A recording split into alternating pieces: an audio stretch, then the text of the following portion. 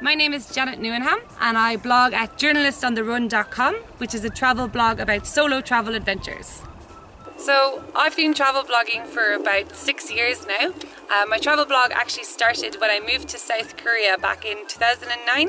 A lot of people weren't blogging at that stage. No one really knew what a travel blog was, and I just wanted to share my experiences with my friends and my family back home and pretty much write about all the crazy stuff that was happening in my life in South Korea. My last big trip, I actually travelled all around Southeast Asia and the entire Asian continent.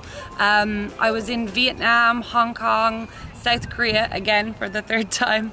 I went to Maldives, Sri Lanka, India, and most of these trips I went by myself as a solo female traveller, and it was absolutely incredible, the experiences I had.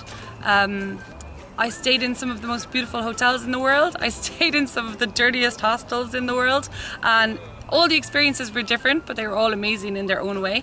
So I think my top 3 places that I went on my last trip would be Sapa in Vietnam, right up in the north of Vietnam. I actually did a homestay with the Hmong tribes people, stayed in their tiny little hut in the mountains, saw all the terraced rice fields. It was the most incredible place I've ever seen. The second place would be island hopping in the Maldives. It's a honeymoon destination, but I went there by myself, something I called my solo moon. And traveling solo in the Maldives was absolutely incredible. It's the most beautiful place you'll ever go. You can get seaplanes to the islands, you can go snorkeling, diving with sea sharks. And then the third place would probably be Thailand. I was there for a water festival called Songkran Festival, and it's one of the biggest water fights in the world. I'm going to tell you my 3 essential items that I always pack with me when I go on a trip. So the first one is my laptop, obviously. I work as a travel blogger and a travel writer, so I can't really make any money or survive without my laptop. So that's number 1. Number 2 would be my camera. I'm absolutely obsessed with photography, and I think, you know, taking a really good camera with you on a trip is a great way to capture memories and to just capture the essence of your trip for when you get home and you want to look back on it. And then number 3, this one's a little bit random, is a scarf. A scarf is the most incredible thing to bring with you when you're traveling.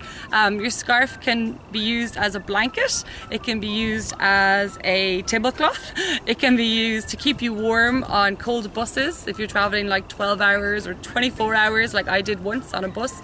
It can be used as a towel, it can be used as a headscarf if you're in a country that you need to cover up in. If you're going to temples in Cambodia, you can wrap it around you to cover up if you're wearing shorts. The temples won't let you in if you're wearing shorts that are above your knee, so you have to cover up. It's a really small thing, yet it can be used for so many different reasons, so definitely pack a scarf. So the next trip that I'm planning is actually from Cork all the way to Cape Town in South Africa without flying. So it's going to take about 6 to 9 months, I'm not really sure, and we're crossing about 20 different countries along the way. We're going to have to take boats, we're going to have to take trains, going to have to take any method of transport possible that isn't an airplane. I'm really excited about it, and it's something that I've never really done before. I'm very conscious that I travel a lot and maybe I fly too much. And someone suggested to me recently, like, why don't you try a trip where you don't fly? Why don't you try a trip where you just go over land and travel at a much slower pace? So this is where the idea from the trip came about. And at first I was just going to do a trip around Europe, but I decided somewhere like Cape Town would be a lot more impressive. So traveling the whole way across Europe as far as Turkey, we're going to get a boat across to Egypt, and then we're going to travel the whole way down through East Africa and Southern Africa as far as South Africa. Travel insurance is so important when you're traveling. I've been traveling on and off for 5 to 6 years, and I've never left home without travel insurance. There's so many times when I've been in a different country, say for example when I was in Vietnam and I rented a scooter, I would not have rented that scooter if I didn't have travel insurance. I would have been far too scared. When you go to dangerous countries, you really need to have travel insurance. You don't have a clue what could happen to you, and it's your parents or your family that will be footed with the bill should anything bad happen to you. So it really is so essential.